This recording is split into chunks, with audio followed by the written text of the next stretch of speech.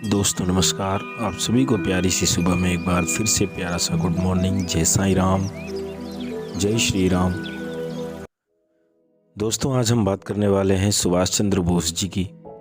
सुभाष चंद्र बोस जी का पूरा जीवन भारत और उनकी स्वतंत्रता को समर्पित था, जिसका देश आज भी ऋणी है। आइए उनकी जयंती पर हम भी श्रद्धा सुमन अर्पित करते हुए जानने की कोशिश करते हैं कि आज़ादी के इस नायक से जुड़ी कौन सी ऐसी जानकारियां हैं जो हमें पता होनी चाहिए। दोस्तों सबसे पहले बात आती है सुभाष चंद्र बोस के जन्म दिवस की। आज़ादी की कीमत आज भी भारत के कुछ लोग अच्छी तरह से जानते और समझते हैं। इतिहास से पता चलता है कि कठिन प्रयास और असंख्य बलिदानों को देकर अंग्रेजी सरकार के जुल्मों से भारत को आज़ादी मिली थी। इस आज़ादी के नायकों में से एक थे महान स्वतंत्रता सेनानी सुभाष चंद्र बोस, जिनका हर साल 23 जनवरी को जन्म दिवस मनाया जाता है। सुभाष चंद्र बोस का पूरा जीवन सच्चे देशभक्त और देश से प्रेम करते हुए बीता। इनका जन्म 23 जनवरी 1897 को उड़ीसा के कटक गांव में एक बंगाली परिवार में हुआ था। श्री जानकीनाथ बोस और प्रभावती जी के घर में इनका उदय हुआ। उनके पिता उस वक्त के एक जाने माने वकील थे। परिवार में वह खुद माता पिता, 7 भाई और 6 बहनों के साथ रहते थे। इनमें वह अपने माता पिता की 9वीं संतान थे। जी हाँ दोस्तों, आप लोगों को सुनकर थोड़ी हैरानगी जरूर हो रही होगी, लेकिन पुराने समय में परिवार कुछ बड़े हुआ करते थे। उनकी शुरुआती शिक्षा कटक में हुई थी। फिर आगे की शिक्षा के लिए उन्होंने कोलकाता के प्रेसिडेंसी कॉलेज से फिलॉसफी में बैचलर ऑफ आर्ट्स यानी बीए किया। इसके बाद इंडियन सिविल सर्विस की तैयारी करने के लिए वह इंग्लैंड गए। वह स्वामी विवेकानंद की विचारधारा से प्रभावित थे और उन्हें अपना आदर्श भी मानते थे। दोस्तों जैसा कि आप सभी को पता है, बचपन से ही सुभाष चंद्र बोस साहसी और सच्चे देशभक्त थे। उन्होंने बचपन से ही अंग्रेजों की क्रूरता देखी थी, जिसे वह पसंद नहीं करते थे। उस वक्त ही उन्हें एहसास हो गया था कि देश की आज़ादी के लिए भारतीयों को एकता में बांधना जरूरी है। इंग्लैंड से पढ़कर भारत लौटने के बाद सुभाष चंद्र बोस भारतीय राजनीति की प्रमुख पार्टी इंडियन नेशनल कांग्रेस में शामिल हो गए। इसके बाद वह कलकत्ता जाकर स्वतंत्रता सेनानी चित्तरंजन दास से मिले और उनके नेतृत्व में कांग्रेस कमेटी पार्टी के लिए काम करने लगे। वह जल्द से जल्द भारत को आज़ादी दिलाना चाहते थे और इसके लिए दिन रात कोशिश करते थे। ऐसे में उन्होंने नौजवानों को आज़ादी में लड़ाई के हिस्सा लेने के लिए प्रेरित किया और जल्दी वह सभी के बीच लोकप्रिय हो गए। यूथ लीडर के रूप में उभर रहे सुभाष चंद्र बोस, जिन्हें नेताजी कहा जाता था, उनकी विचारधारा का प्रभाव भी बढ़ रहा था, जो महात्मा गांधी से मेल नहीं खाती थी। फिर सन 1939 में 1939 में वह राष्ट्रीय कांग्रेस के अध्यक्ष के पद के लिए उम्मीदवार रूप में खड़े हो गए। तब गांधी जी ने सीतारमैया के इस पद के लिए उनके सामने खड़ा कर दिया। सीतारमैया को सामने खड़ा देख नेताजी को तनिक भी संदेह न हुआ, उन्हें कोई परेशानी नहीं थी और इसी के चलते इसमें जीत नेताजी की हुई। लेकिन महात्मा गांधी अपनी हार से काफ़ी निराश थे।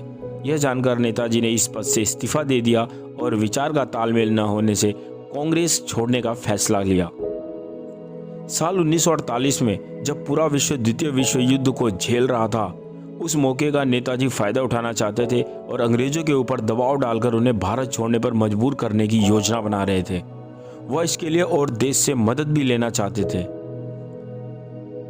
यह जानकारी मिलने पर अंग्रेजी सरकार ने उन्हें जेल में बंद कर दिया, जहां लगभग 2 हफ्तों तक उन्होंने कुछ भी नहीं खाया पिया। फिर जब उनकी हालत बिगड़ने लगी तब भारत के लोगों ने उनकी रिहाई की मांग की, जिसे देखते हुए सरकार ने उन्हें रिहा करके कोलकाता में ही नजरबंद कर दिया। हिंद फौज की स्थापना।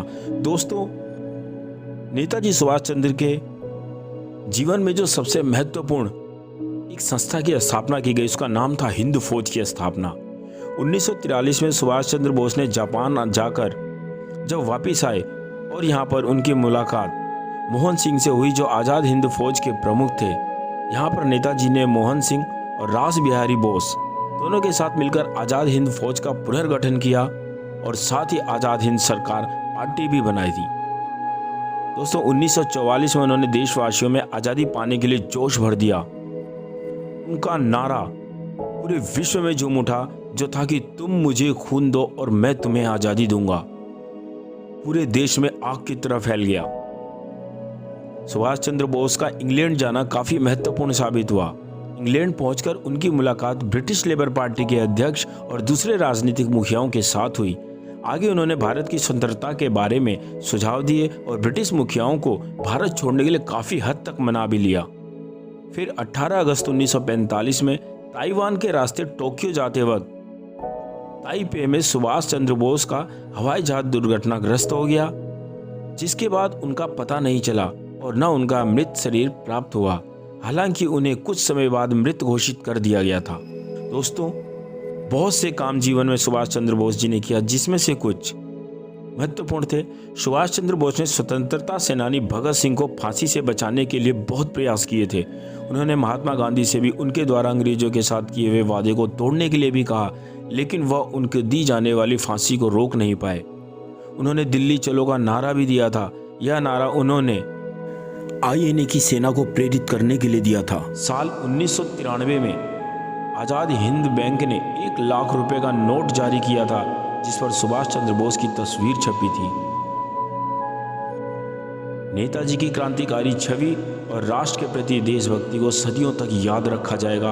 हम आशा करते हैं कि श्री नेताजी सुभाष चंद्र बोस जी से संबंधित मेरे द्वारा दी गई यह जानकारी आप लोगों को जरूर ही पसंद आएगी। दोस्तों, ऐसे ही हमारे भारत की महान विभूतियों के बारे में जानने के लिए, उनके जीवन दर्शन को जानने के लिए और उनसे प्रेरणा प्राप्त करने के लिए मेरे चैनल को आप सब्सक्राइब कर सकते हैं। वीडियो अच्छी लगे तो इसे लाइक और शेयर कर सकते हैं, ताकि मैं इसी तरह की जानकारियाँ आप लोगों के लिए लेकर आता रहूँ और अपनी ज़िंदगी के कुछ पल आप लोगों के साथ बिता सकूँ। ज़्यादा से ज़्यादा मैं आप लोगों के साथ कनेक्ट रह सकूँ, यही मेरी ज़िंदगी का उद्देश्य है। दोस्तों, आइए मिलते हैं जल्द अगली वीडियो में। तब तक के लिए अपना ख्याल रखें। जय हिंद, जय भारत।